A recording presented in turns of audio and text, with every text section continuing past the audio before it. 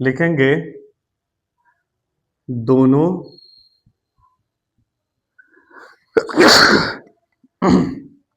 समीकरण की तुलना रेखीय व्यापक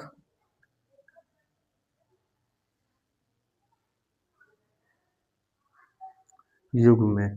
ठीक है, तो क्या है इसका रेखीय व्यापक युग्म में क्या होता है? सबसे पहले वो देखिए, ये होता है A X B Y C equals to 0। ठीक है, तो ये इसको हम मान लेते हैं A1 B1, ठीक है, C1। ठीक है, ये हो गया हमारा समीकरण 1। ठीक है, अब दूसरा लिखेंगे हम A X minus B Y plus C1 equals to 0। ये हो जाएगा हमारा समीकरण नंबर 2। ठीक है, अब देखो A1 और ये हो गया हमारा A2, ये हमारा B2, ये हमारा हो गया C2। ठीक है, अब A1 अपॉन A2, ठीक है, लिखेंगे A1 अपॉन A2। ठीक है, A1 और A2 कितना है? ये हमारा हो जाएगा A1। ठीक है, ये हो जाएगा हमारा B1। ठीक है, और ये हो जाएगा हमारा C1। ठीक है, तो A1 हमारे पास कितना है? 5। ठीक है, और A2 हमारे पास कितना है? ये है हमारा A2 B2 C2। तो A2 हमारे पास कितना है? 7। ठीक है, और दूसरा अब हम लिखेंगे B1 B2 B1 upon B2 equals to B1 हमारे पास कितना है? माइनस का 4, तो लिखेंगे माइनस का 4 अपॉन B2 हमारे पास कितना है? 6। ठीक है, 6। ठीक है, अब देखो C1 और C2, C1 अपॉन C2। ठीक है, तो C1 हमारे पास कितना है? 8, और C2 हमारे पास कितना है? माइनस का 9। ठीक है, अब देखो 2 से कटेगा, 3 से कटेगा। ठीक है, तो देखो लिखेंगे हम यहाँ पर A1 upon A2 B1 upon B2। ठीक है, मतलब A1 और A2, ठीक है, 5/7 B1 और B2 2/3। ठीक है, ये दोनों आपस में बराबर हैं? नहीं, अगर यहाँ पर 5/7 है तो यहाँ पे भी 5/7 होता। ठीक है, तो इसका मतलब क्या है? A1 A2 और B1 B2 एक दूसरे के बराबर समानुपाती नहीं है। ठीक है, अब हम इसका ग्राफीय में निकालेंगे, लिखेंगे ग्राफीय रेखा, ग्राफीय रेखाएं इसमें क्या करेंगे? एक दूसरे से प्रतिच्छेद करेंगी। ठीक है, क्यों करेगी? क्योंकि देखो ये दोनों एक समान नहीं है। प्रतिच्छेद का मतलब क्या होता है? कुछ इस प्रकार। ठीक है, ये एक दूसरे को काटेगी। ठीक है, अब हम दूसरा समीकरण हल करेंगे। ठीक है, दूसरा समीकरण हमारे पास क्या है? 9x plus 3y plus 12 equals to 0 और 18x plus 6y plus 24 equals to 0। ठीक है, तो सेम चीज इसको हम क्या करेंगे? रेखीय व्यापक में तुलना करेंगे। ठीक है, रेखीय व्यापक युग्म में। ठीक है, युग्म में। ठीक है, तो रेखीय व्यापक युग्म तो आपको पता ही है। ठीक है, ये वाला लगेगा आपका ए एक्स बी वाई। ठीक है, तो लिखेंगे A X minus B Y plus C equals to 0। ठीक है, A X minus B Y plus C equals to 0। ठीक है, तो आप ये हो गया हमारा समीकरण 1 और ये हो गया हमारा समीकरण 2। ठीक है, अब समीकरण 1 में क्या होगा कि A1 हो जाएगा, B1 हो जाएगा, C1 हो जाएगा और ये होगा C2 A2 B2 C2। ठीक है, अब हम इसको रख लेते हैं। ठीक है, तो क्या होगा? A1 upon A2। ठीक है, तो ये हमारा होता है A1, ये होता है हमारा A2, ये होता है हमारा C1। ठीक है। मैं फिर से रिपीट कर रहा हूं, ठीक है।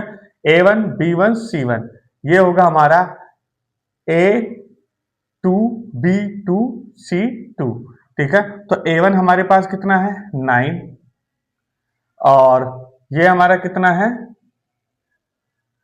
18। A2 हमारा कितना है 18।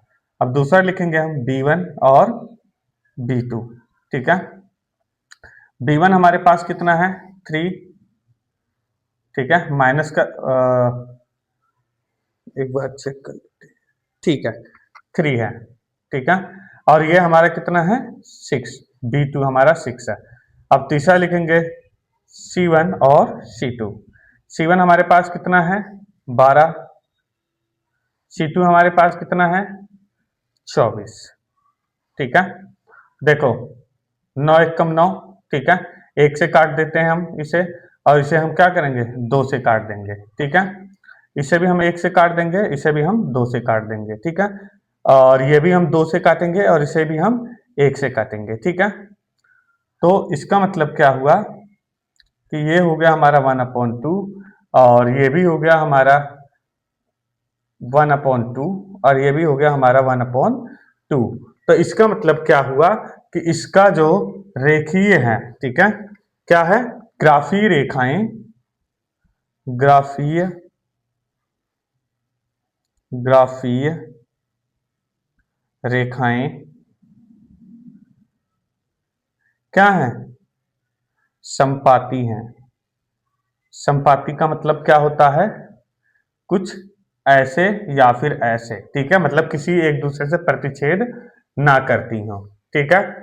अब हम तीसरा सॉल्व करेंगे, ठीक है। तीसरा हमारे पास क्या दिया गया है 6x minus 3y plus 10 equals to 0, और 2x minus y plus 9 equals to 0, ठीक है। तो लिखेंगे रेखीय व्यापक युग्म में रेखीय व्यापक युग्म क्या है, ठीक है, यही है। तो लिख लेते हैं, ठीक है। इधर से देख लीजिए, ठीक है। A1x, ठीक है, माइनस B1y प्लस C10, ठीक है। दूसरा हमारा होगा A2x plus B2y plus C2 equals to 0, ठीक है। ये हमारा होता है A1, ठीक है, इसे लिख देते हैं। ये हो गया समीकरण 1, ये हो गया समीकरण 2, और ये भी हो गया समीकरण 1, और ये भी हो गया हमारा समीकरण 2, ठीक है। अब देखो ये A1 है, तो ये हमारा A1 होगा, ये हमारा B1 होगा, ये हमारा C1 होगा। सेम ये हमारा A2 B2 और C2, ठीक है। तो अब हम लिखेंगे A1 upon A2 equals to A1 हमारे पास कितना है 6, और A2 हमारे पास कितना है 2, ठीक है। उसके बाद हम लिखेंगे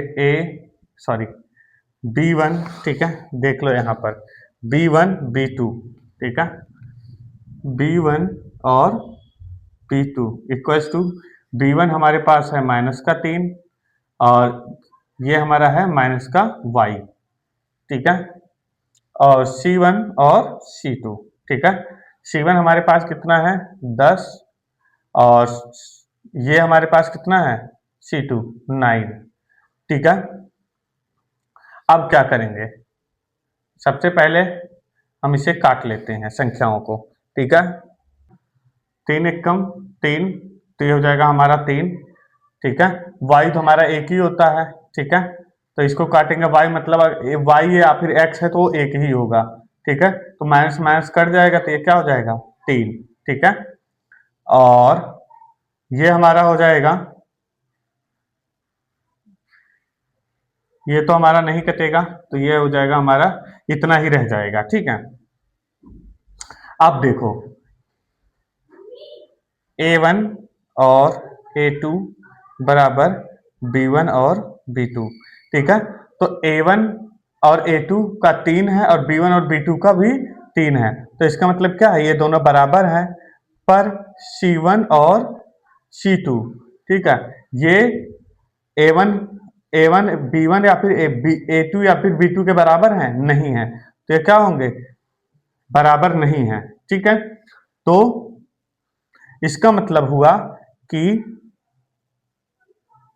यह समांतर ग्राफ है। समांतर ग्राफ का मतलब क्या होता है, कुछ ऐसे, ठीक है, इसी के साथ में एक और ग्राफ बनता है, मतलब एकदम समांतर, मतलब साथ में जो ग्राफ बनता है उसे ही हम क्या कहते हैं, समांतर ग्राफ कहते हैं, ठीक है बच्चों।